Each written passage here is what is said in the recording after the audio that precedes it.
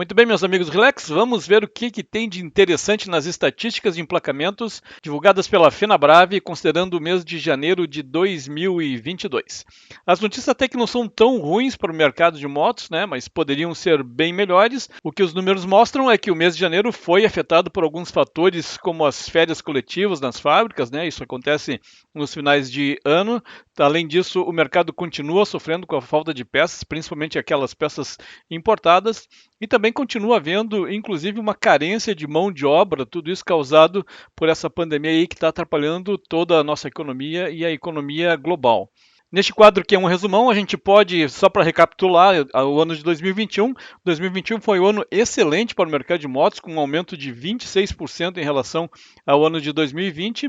E chegamos ao número mágico de emplacamentos, no caso, ou vendas, de mais de 1 milhão de motos, o que significa um dos melhores anos do mercado de motocicletas aqui no Brasil. Já considerando a variação entre janeiro e dezembro do ano passado, a gente vê uma variação, uma queda, na verdade, de 20% nos emplacamentos. Isso basicamente em função do que a gente já falou aí sobre férias coletivas e também a crise causada pela pandemia. Mas no outro quadro, a gente vai ver aí que Honda e Yamaha tiveram umas alterações interessantes nas suas participações no mercado. Nessa tabela, puxando para o mundo custom, fica bem claro que a dificuldade de produção de motos lá na Índia e também o transporte de lá até o Brasil através de containers, né, está afetando bastante as vendas da Royal Enfield, que caiu uma posição no ranking de marcas, passando da quinta para a sexta posição, apesar de que a gente sabe que existe uma grande fila de espera nas concessionárias, principalmente para a compra da Meteor 350. É interessante notar que a Honda perdeu 2,6% em participação no mercado, enquanto a Yamaha ganhou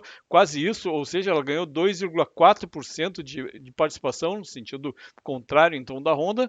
E apesar das duas marcas no Brasil terem emplacado menos motos em janeiro, a Honda emplacou praticamente 20 mil motos a menos do que em dezembro, enquanto a Yamaha emplacou 1.600 motos a menos, considerando dezembro de 2021. A China continua firme lá na terceira posição e a Kawasaki, provavelmente por ter algum estoque, subiu para a quarta posição, mudou de ranking. Se a gente olhar só essa coluna de variação, né, quem subiu e quem desceu, a Kawasaki subiu 2 posições no ranking, a BMW, Royal Enfield, Triumph e Haojui caíram uma posição no ranking. E também temos subindo 2 posições no ranking a Aveloz, uma marca pequena que vende motos de baixa cilindrada. Muito interessante ver a Volts na 10ª posição aqui, entre as marcas mais emplacadas. Ela vendeu exatamente o mesmo número de motos que a Haojui. Isso é uma coisa impressionante da gente constatar. A gente não vê a Suzuki nesse quadro das 10 maiores, mas a gente vê Haojui e Volts. A Volts, uma marca que vende motos elétricas,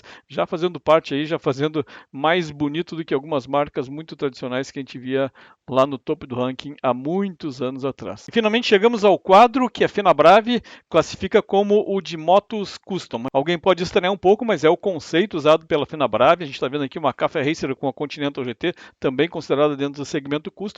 É mais uma custom clássica, retrô, eu acho que estão colocando tudo aqui no mesmo lugar. A Royal Enfield Meteor continua lá reinando no primeiro lugar. Em dezembro ela tinha uma participação de 44% neste nicho de mercado custom, passou para 37% em janeiro de 2022, mas mantém a liderança aí com uma queda de 7% na participação, vendendo 122 motos a menos que em dezembro, isso basicamente em função da falta de disponibilidade de moto para vender. Não estão chegando as motos da Índia, a produção na Índia está um pouco devagar, o transporte está muito caro, alguns fatores aí estão contribuindo para que não seja atendida aquela fila enorme que existe em todas as concessionárias da Royal Enfield quando se trata de Meteor 350. Outra coisa muito interessante aqui, a Kawasaki Vulcan vendeu mais em janeiro do que vendeu em dezembro, teve um aumento de 5% na participação de emplacamentos, que é o que a gente está falando aqui no momento. Temos aí Interceptor em terceiro lugar,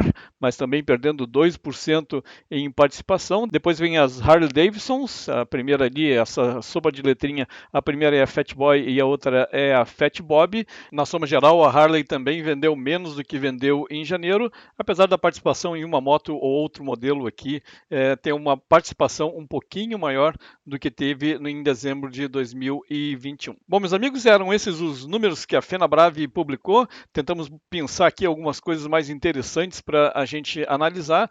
No nosso mundo custom aí continua, na verdade, um pouco mais fraco do que a gente gostaria, basicamente em função da falta de motos para serem vendidas.